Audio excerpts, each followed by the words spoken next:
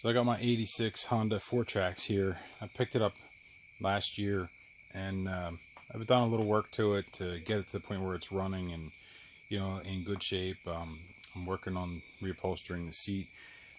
The plastics you can see here are, you know, extremely weathered.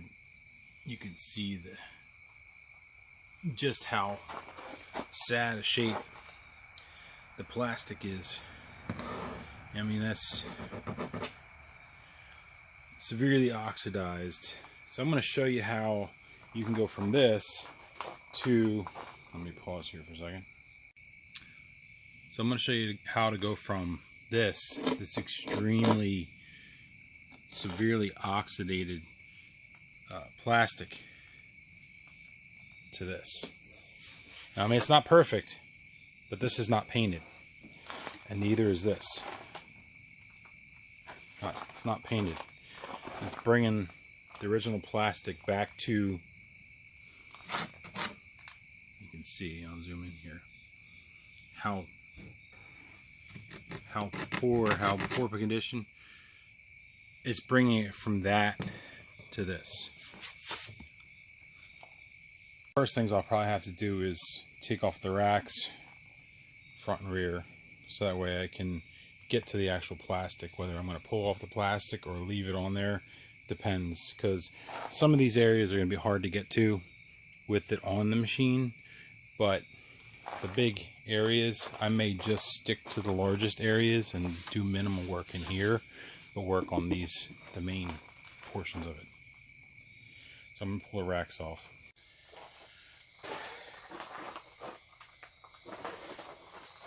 So I removed the bolts from here and underneath that attach in here, and I took these clamps off the back and disconnected the taillights. Surprisingly, for something that's 38 years old, yeah, like damn close to 40 years old.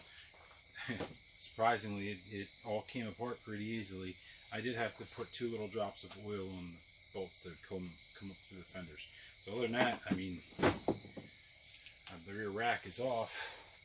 So now you can see the plastic, the algae had grown, and actually looks pretty good under the algae. But we'll see what we can do with this.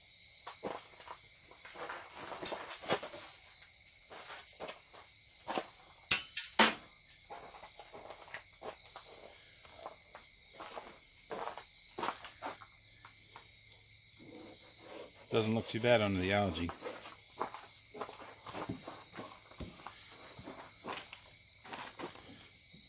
You can see how horrifically pitted this is.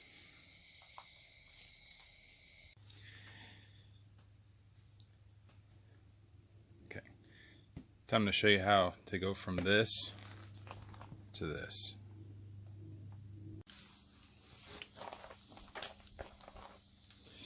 You can go like this on your panel.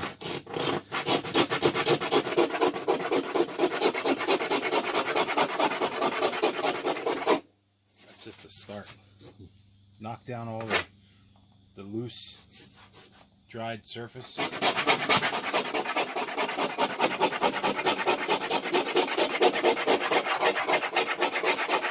knife is not super sharp. It's actually kind of dull. So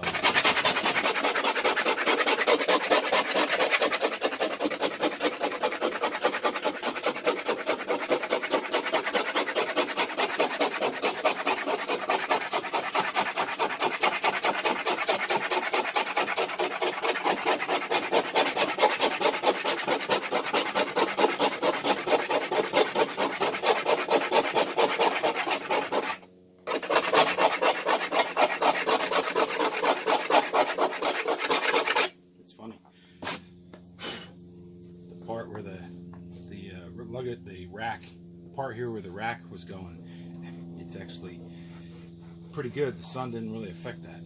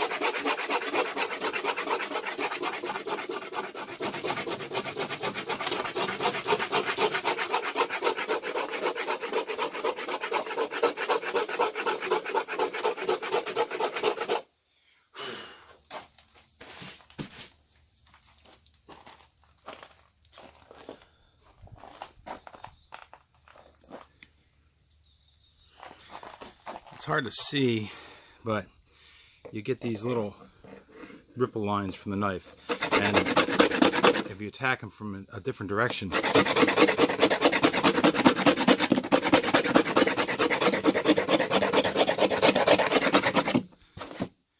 it'll take some of them out. But we're going to take care of a lot of this stuff with some sanding. So as I'm moving along here, you can see I've done the whole area but back here, but I've gone up along in here, up there. This section I've left because if you look at it, you can see it's just, the plastic just has cracks all through it from years of the sun beating down on it. So I'm just working my way through it, and really I'm just scraping off until it's gone.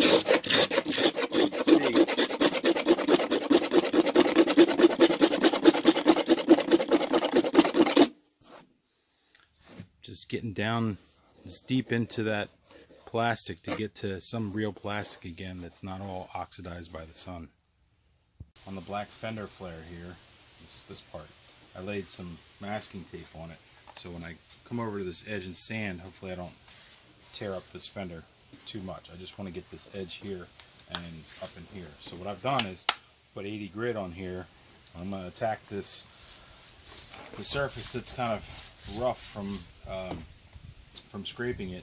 I'm going to attack it with some 80 grit to get it so it's more leveled out, even, not as ripply. I want a smoother finish, so that's where I'm at.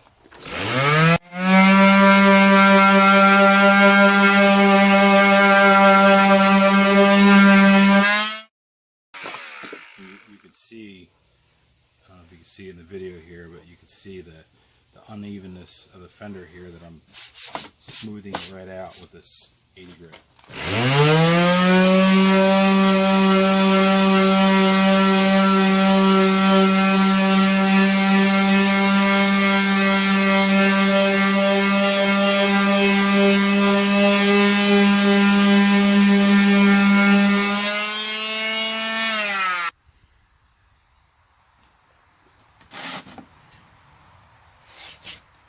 I'm trying to get the glare. Okay, so you can see the uneven texture in here, the ripple. So this whole thing was same thing, uneven texture. You can see where it's like a low spot. These are all low spots.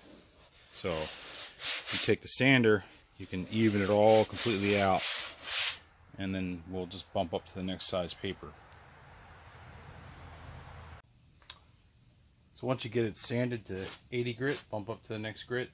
So we're going 80 to 180. I'll just keep bumping it up until I get it to where I want. Going up to some 240.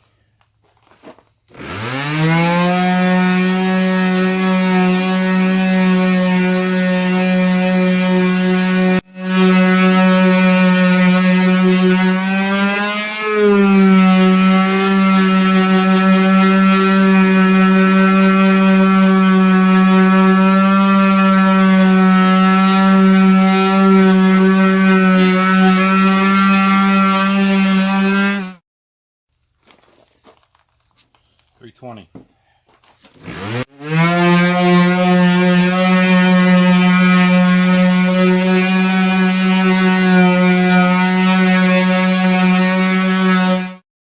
$400 grit.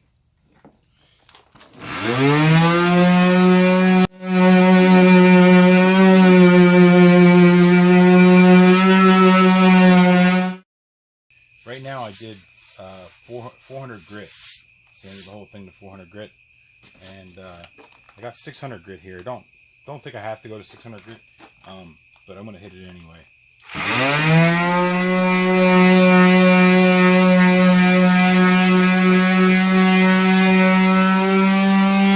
I've sanded everything. Really, I took it to 600 grit, which is pretty damn smooth. So the next step we're gonna do here to get this thing looking like this is we're going to take and pull out heat gun. So I've had this Ryobi heat gun for years, and the reason I like it is because it's got a little graph here for temperatures. plastic generally melts around 600 degrees. So what I'm going to do is I've set my heat gun for 500 degrees.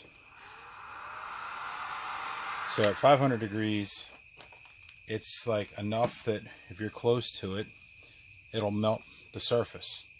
And that's what I'm basically doing here, is melting the surface.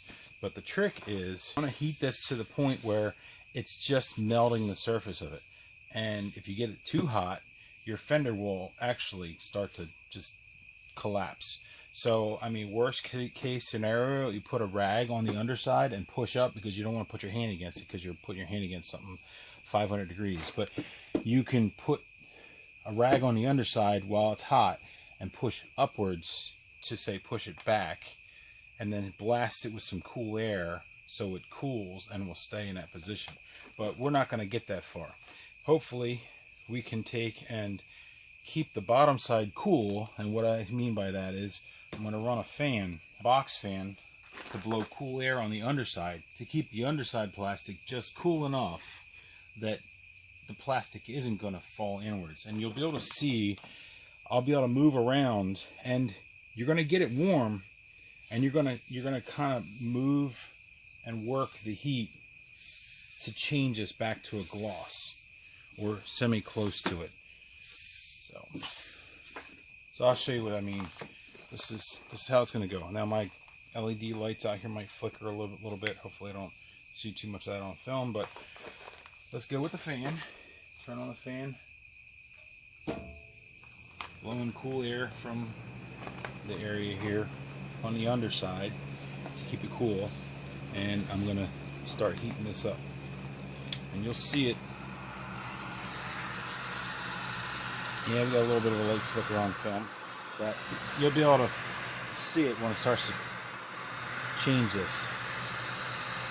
And you'll see how I move around.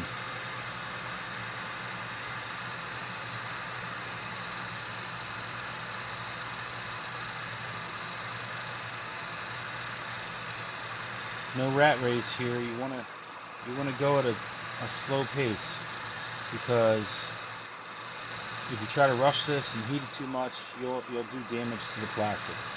So you see I'm starting to melt the surface. And I'm just going to move around.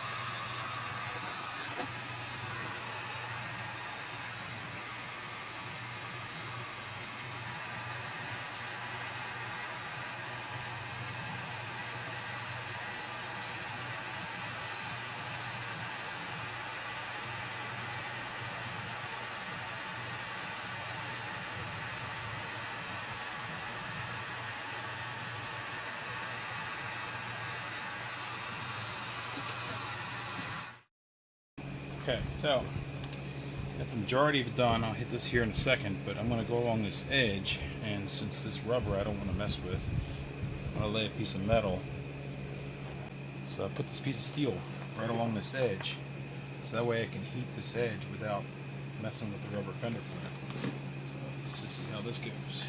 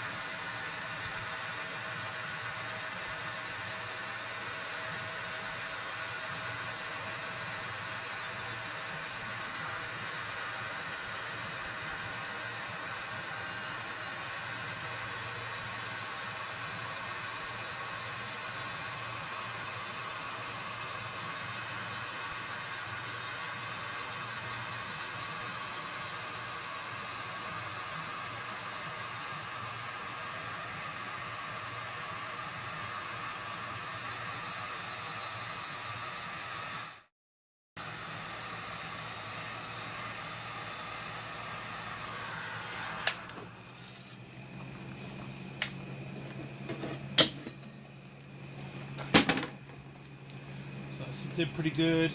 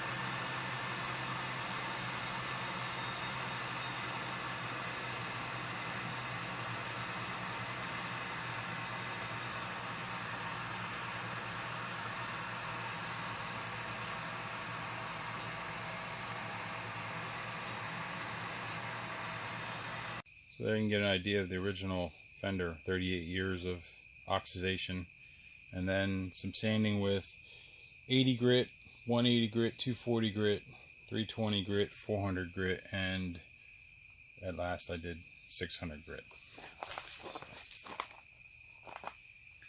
So you can see it's nice and smooth. You get like a little, when you do this heat thing, let's see if we can see it on film here, you get this little, you get almost like a texture for where the heat actually is at. Now, I mean, you could probably compound it to make it shine even better, but I'm not going to. I don't think I want to. I just wanted to get rid of this oxidation. So, I mean, all in all, it's got a much better finish than the original oxidized finish. And you can see where I was working on the front fender here. And once you do this repair to these original fenders, it's permanent. It's just going to take years for it to oxidize again if you leave it out in the weather. So make sure when you're doing this you have plenty of air flowing, because when you're heating the plastic up, I'm sure it's off-gassing fumes from the plastic, because you're heating the plastic. You're heating and melting the plastic, so it's gonna off-gas fumes from the plastic itself. So make sure you're either out in the open air or you have plenty of air. Open your garage or have a fan going, but definitely have a fan going on the underside to cool the underside, to keep it from melting too much. And you always want to keep the heat gun moving while you're doing this, because if it stays in one spot too long, you could heat it too much.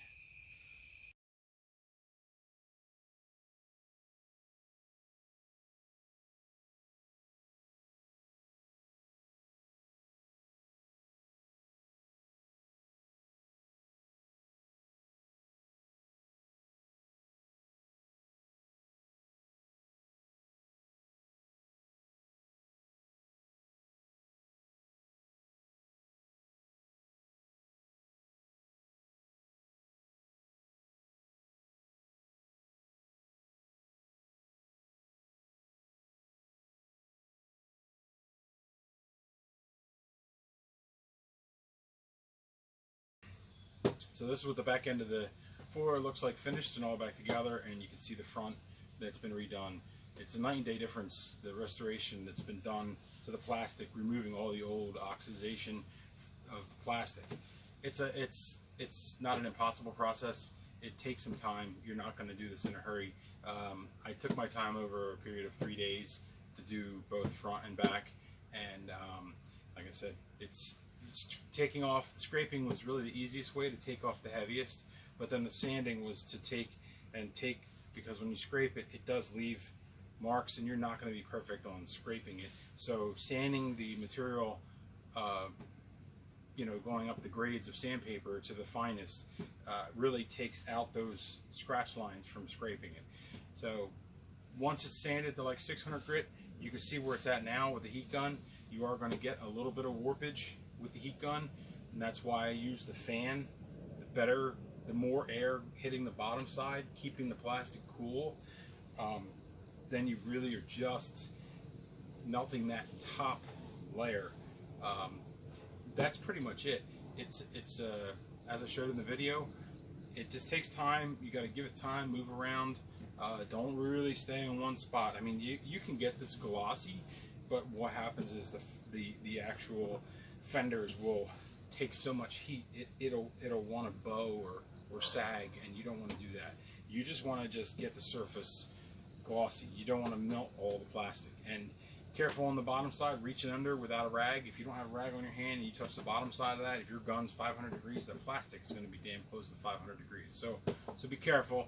Don't get hurt melting your plastic, and don't overheat it, because you will melt your plastic and you will warp it. So I had minimal warpage. I took my time. I worked around the whole quad, and I got the plastic done, and I think it looks unbelievable. Night and day difference. You wouldn't think it was the same quad. So if you like my video, give me a like, share, and subscribe, because you never know what I'm going to do next.